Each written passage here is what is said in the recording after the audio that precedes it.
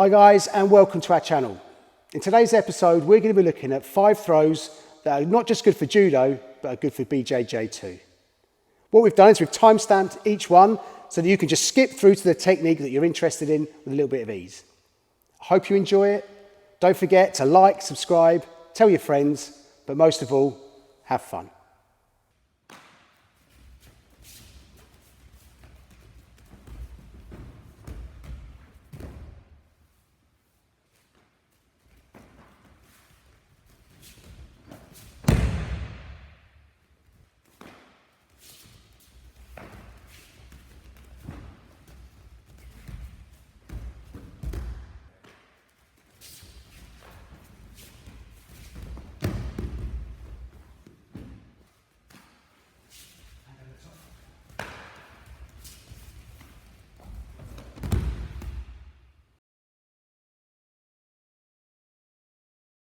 Let's take a more of an in-depth look at Ko-Uchi-Makikomi. We'll start off with just a couple of different angles, just to show it from different viewpoints. And the first thing we'll look at is the grip and the stance. Now, I'm going up against a right-handed player, and the first thing I do is with my left hand, I post out and take hold of the lapel. It's important that I do that because it allows me to control the distance between me and my opponent. If I want to be defensive, I can push my opponent away. If I want to attack him, I can pull him towards me. If we then look at the entry to this throw, I take a step forward, and then with my right hand, I go underneath my opponent's armpit, reach up, and I grab the top of his jacket. By doing this, I'm able to pull my opponent downwards, and I'm able to lock onto them. It's important that I get a good strong grip at this point, and at the same time I then lunge through with my right leg deep in between my opponent's legs, as you can see from here. Now, little tip for you: when you're learning this, just pause with your partner. If your partner is able to sit down on your knee as I'm demonstrating here, then you know that you've definitely got through deep enough. If they can't, then you aren't deep enough and you're not going to be able to do the throw. So that's a little tip for you to practice when you're learning the throw. As you can see, as you lunge, I'm able to pull my opponent down a little bit lower. I'm putting all the weight into his heels. And then the next step is that I collapse, put my knee to the floor, and with my right foot there, I hook behind my opponent's ankle, pointing my toes away from me, and I drop to the floor, letting gravity do the rest. Now, you'll see from there that the first thing I do is throw my left hand over the top. This is to prevent my opponent rolling back towards me to avoid the osakomi, or in jiu-jitsu to try and take my back. I also step out of his guard straight away. In judo, you'd want to do this all the time because you want to get straight into the hold down.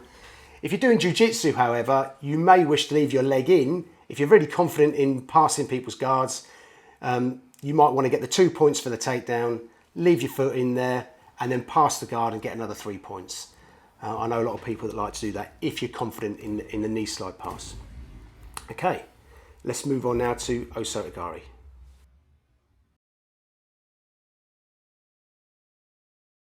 O-Soto-Gari, let's break this one down. Again, let's look at it from a few different angles. We're looking at a right v right situation. So from Steve's grip and stance, he's got a sleeve and a high lapel grip. His stance, if you look here, he's just offset as we look at the screen to the left hand side. He's not directly opposite me, and this is a useful starting point. It's going to allow him a little bit more space that when he steps forward, he can then bring his sweeping leg through. So when we start off, try and get yourself just slightly off center with a good strong sleeve lapel grip. Now this is probably the most important learning point. Steve here has moved my head and he's put me off balance. If you look at the image here, you can see my head is directly over my standing foot. What this does is it breaks my balance, and it literally puts all my weight onto that one leg. And in fact, if you look at that image there, you'll see my other foot is actually on tiptoes because I'm being lifted off the floor. This puts me in a very vulnerable position and Steve in a very strong position to continue with the throw. If you don't get this right, it won't work. We've got two images here side by side. So the first one on the left, that's the correct image, that's what we want. My head over the foot, I'm off balance, and Steve's in a good position. If we look at the second one, you can see quite clearly that my head hasn't moved, it's dead center, and the weight is balanced between both my feet, and I'm in a good, strong position. If Steve now goes in to throw me, all I have to do is turn my shoulders, step back, and I'll be countering Steve. So if you see here, it's exactly what I'm talking about. Now, once you've got your partner off balance, you take a big step with your left foot and then swing your other foot through. You're looking to get past your opponent and then sweep backwards. It's a sweep, not a hook. As you can see here, he's sweeping away the supporting leg that was carrying all my weight, and I go straight down. It's a really strong dynamic throw. So Ko-Soto-Gari, one of my favourite throws in both Judo and Jiu-Jitsu. We're going to look at two variations here. One through Judo, where you might set it up with an attack first, and then the second version, where it's a direct attack. And you see, I've gone in, set it up, get the reaction, straight down again. Now, it's a right hand grip.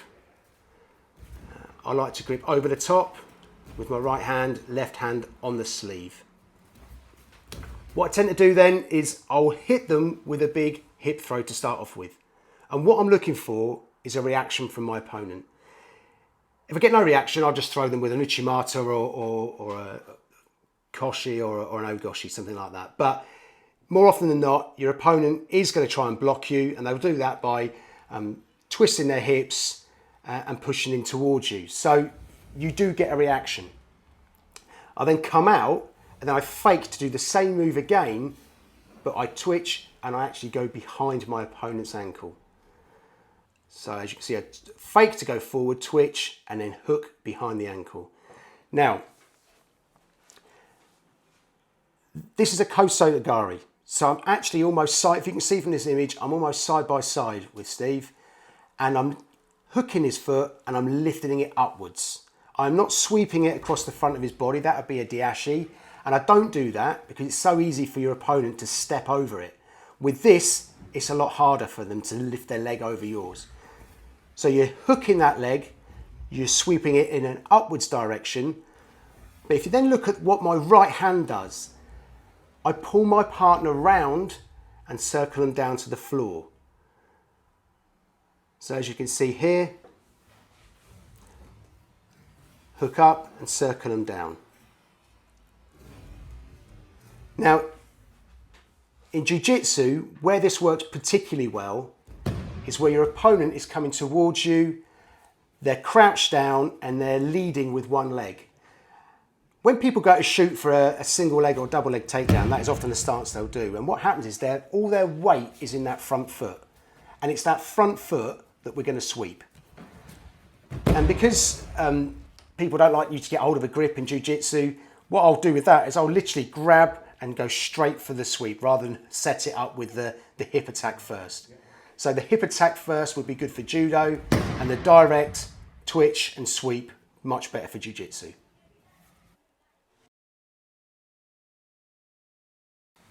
O-Uchi-Gari, really good throw for Judo. Low risk, high reward, so there's less chance of being countered. Steve's got a strong right-handed stance, and as you can see on every occasion, he's stepping over the leg straight into the osakomi. So the first thing you do is he's going to pull down and put a lot of weight into my heels. The reason he does that is so that I can't backstep and walk away when he enters for the throw. He then takes a step forward and then steps deep between my legs and sweeps one of my supporting feet. Now, looking at the hand position of Steve there, you'll see that with both his right hand on my collar and his left hand on my elbow, he's pushing me directly to the floor with both my shoulders hitting the floor at the same time. His chest is square onto me and he's not turning in any way, shape or form. He's straight down for the ippon. And that's what you want to do for judo. You don't want to be going inside on because there is a danger that you could get countered, and also that if the referee's not sure who's landed first. That's not as important in jiu-jitsu. We'll show you a slightly different version here for BJJ, where Steve does enter slightly more side on. And the reason for that being is that when he does the throw, as you can see, on the left, he's more side on the right hand side for the judo, he's very square. And the reason we do that with the jiu-jitsu is he can back step out of the guard straight into side control.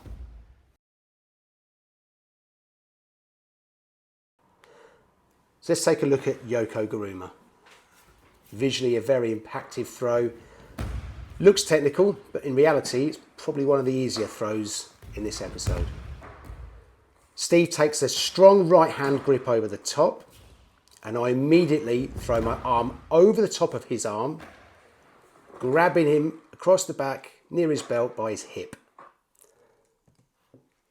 It's important that I put my arm over the top of Steve's. If I put my arm underneath, when I fall to the floor, Steve will just be able to post out with his right hand. I won't be able to throw him and I'll end up in a hold down, or he might end up in my guard. But either way, I'm not getting a takedown, and I'm certainly not getting a judo score for that. So first really important thing, my left arm here over the top, trapping Steve's arm under my armpit. My other hand, as you can see there, is on the lapel. Now it can be on the arm, it could be on Steve's sleeve. I prefer the lapel because I think that when I execute the throw, it gives me a lot more control in the final stages. And it doesn't affect anything else. So for me, that's the strongest grip. The next thing I do, you'll see, is I take a little step behind Steve's foot.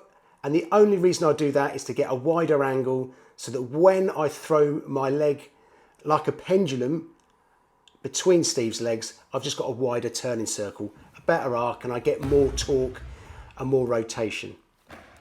The next part here is I throw my leg deep between Steve's.